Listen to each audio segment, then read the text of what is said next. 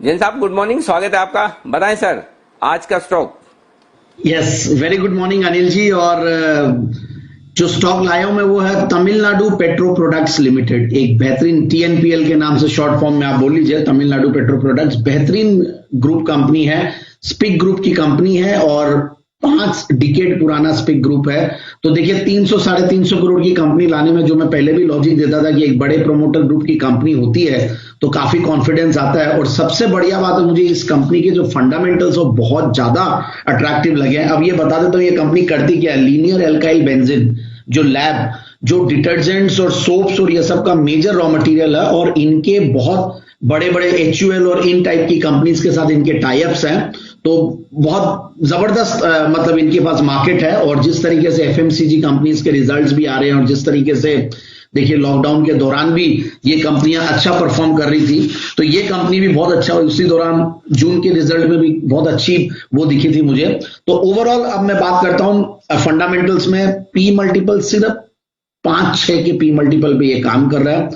और पिछले 3 साल की अगर ग्रोथ देखे प्रॉफिट की तो अनिल जी 202% दिखा रहा है और 5 साल की ग्रोथ है 28%।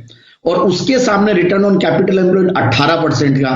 और उसके सामने debt to equity 0.08 which is negligible, मतलब 36 करोड़ के डेट से खाली और बहुत बड़ी इक्विटी है कंपनी की।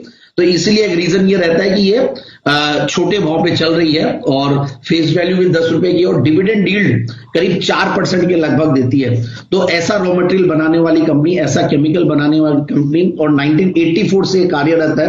मैंने रेटिंग्स भी देखे, बहुत बेहतरीन है।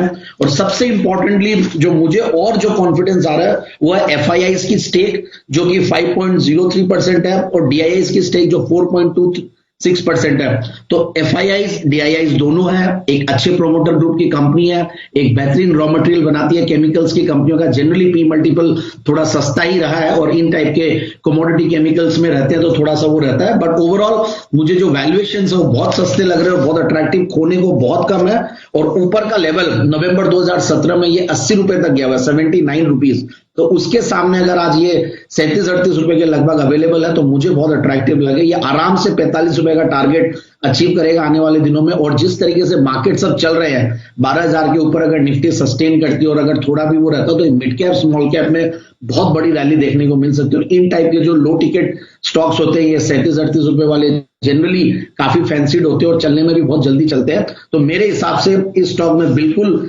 निवेश करना चाहिए। और 45 का पहला टारगेट, दूसरा टारगेट 50।